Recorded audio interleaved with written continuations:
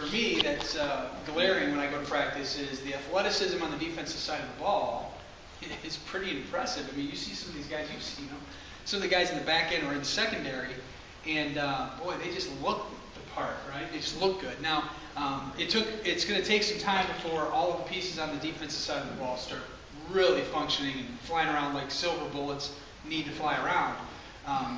But that's a process. I mean, you don't just show up as a freshman and even sophomores and try to grasp and understand every single concept and be able to line up and try to understand exactly everything that's happening on a Saturday afternoon without making some errors, mental errors. And the mental errors on the defensive side of the ball, they really can make you look silly. The one thing we learned last year, I think, as a defense, the biggest thing was, well, two biggest things. One, just the defensive staff learning one another, which they've been together now for an entire year, and I feel really great and confident about everybody knowing their role and fitting in and really coaching these kids up great. But more importantly, changing the philosophy of the entire team structure. Craig talked about the offense.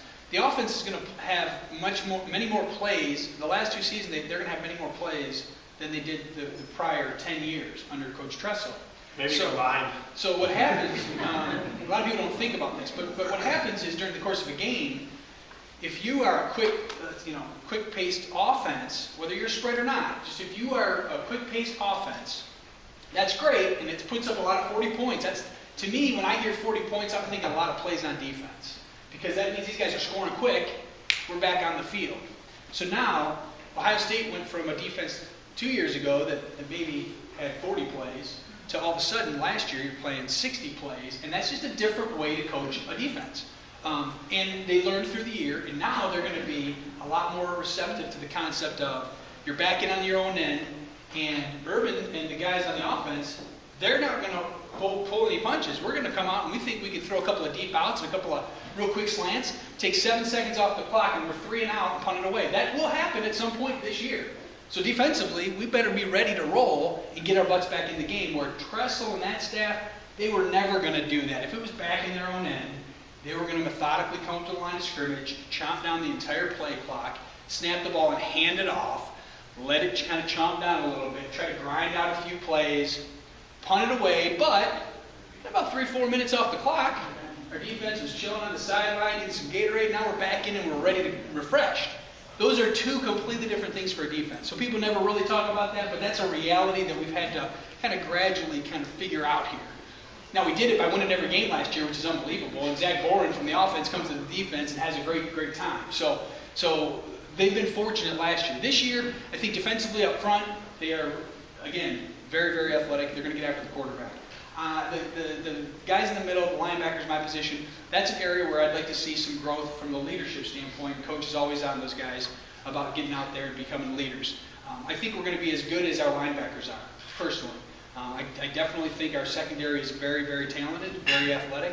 I don't see an opposing team that's going to challenge us on the defensive front or in the secondary this season. I mean, it's the reality of the situation. So if our linebackers step up and have a very good year, I think that we can be the same kind of defense that you saw in Ohio State when we've come to know Ohio State through the years. That staff has been, to say they've been on the guys is a complete crazy understatement. Just like he was talking about, Coach doesn't pull any punches. He coaches his coaches that way, who then in turn coach the players that way. So when you're at practice, there's never a comfortable moment. If we were all over there watching practice right now, you're almost uncomfortable just watching. And that's a good thing from a defensive player standpoint, because when you're in a game and it's crunch time and it's 4th and 1 and you've got to make a play here, that's not real cozy. You can't really learn that driving around in a minivan. You got to be out there kind of crazy, dirty, sweating, someone yelling in your face, and you can't simulate that.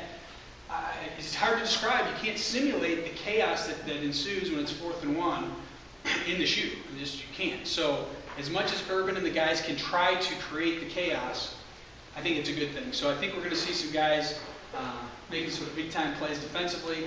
The staff, to me, we talked about it, or Craig talked about it. I can honestly say it's the best staff in the country. I really believe this, that one of these days we'll be sitting around a bar, Craig and I, really old, and we'll say, remember that year that Mike Vrabel and Luke Fickell and Urban Meyer were all on the same staff together? Remember that? I mean, it was going to be one of those kind of deals. That's how good these guys are. The kids absolutely love these coaches. So there's this camaraderie that is unbelievably awesome. It's super exciting. I get chills thinking about it. There's not a kid that doesn't love to get up there and put the pads on. Now, they don't necessarily love what they're saying to them all the time, but that's just how the way it works. And then I'll say this, and then we'll open up for questions because of time. My favorite thing about Coach Meyer is he has kind of a Bobby Knight mentality about him in terms of, I don't care what anybody else thinks. I don't care what anybody else says.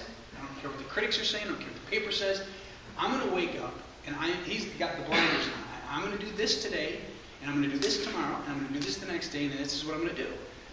He shared with me one of my favorite stories that he told me is when he first met Bobby Knight, he asked him, Coach Knight, how did you become such a great coach? And he said, well, it's simple. I'm going to share a story with you. He says, there's an old saying in coaching that was passed down to me years and years ago. There's a couple of guys that are walking down the hill, and they've got a donkey with them. And they get to walking, and they pass a gentleman, and the gentleman says, guys, you're doing it all wrong.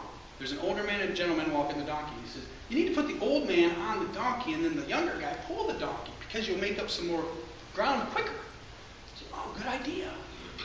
Put the old man on, the younger guy pulls him. A few miles later, there's another person. Hey, you guys got this all wrong. You need to have the younger guy on the donkey because the older guy is more knowledgeable to weave you around some of these creeks and whatnot that you're about to encounter. Good idea. Switches the donkey. You get to walk a little bit more. Come up to another guy and say, hey, you're about to go across a bridge. You're doing it all wrong. Get your rear ends off the donkey and carry the donkey over the bridge. Okay, that's a good idea. So they start to carry the donkey over the bridge. About halfway over the bridge, the donkey falls off the bridge. Moral of the story is if you listen to everybody, you're going to lose your ass. That's Bobby Knight. There's Bobby Knight, sir. Okay, with that,